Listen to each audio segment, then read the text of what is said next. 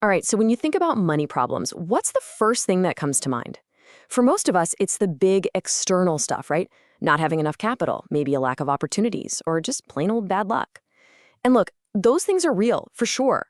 But what if one of the biggest pieces of the puzzle is something we're not even looking at? I mean, have you ever had that feeling? You know exactly what you're supposed to do to get ahead financially, but you just don't do it? It's like this invisible force is holding you back.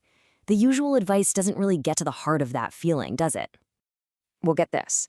The answer probably isn't out there at all. It might be right where you are, literally. The room you're sitting in right now. Because it turns out your physical space has this huge kind of sneaky effect on your financial decisions. And that's what we're going to call the hidden influence. It's this quiet, powerful way your home shapes your choices every single day. And no, this isn't some kind of magic. It's straight up psychology. So let's break down exactly how this works.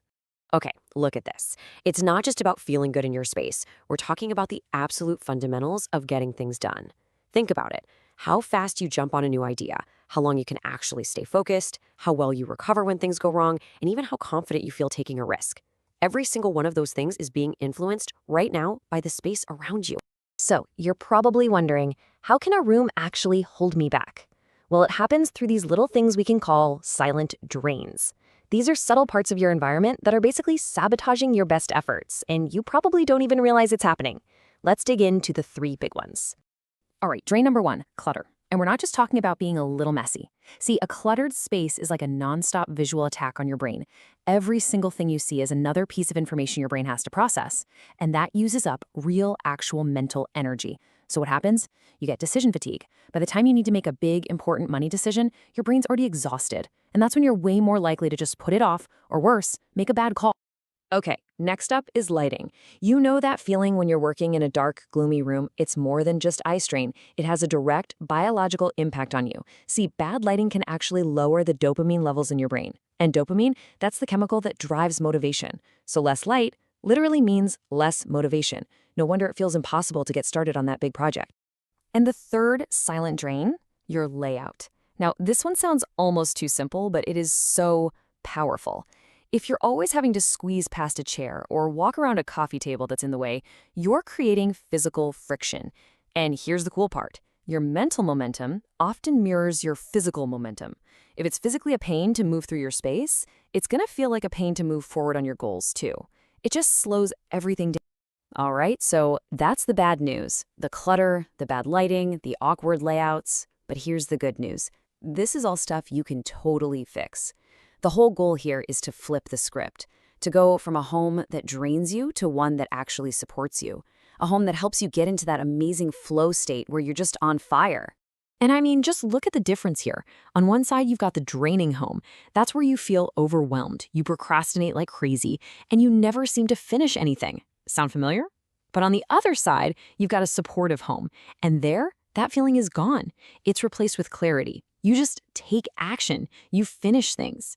Your environment is suddenly your teammate, not your opponent.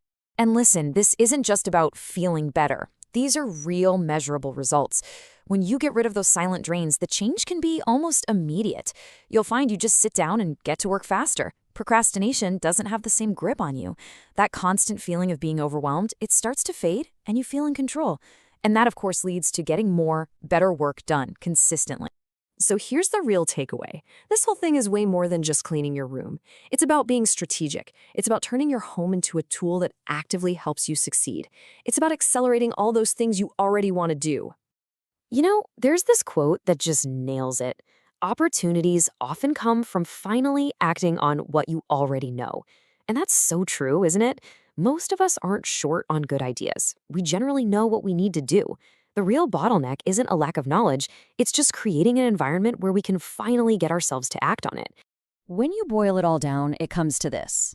Right now, your home is doing one of two things for you. It's either a brake, slowing you down, adding all this friction and delay to your goals, or it's an accelerator, clearing the way and helping you get where you want to go faster. So, I want you to do something for me. Just take a look around the room you're in right this second and ask yourself, honestly, is this space creating friction or is it creating flow?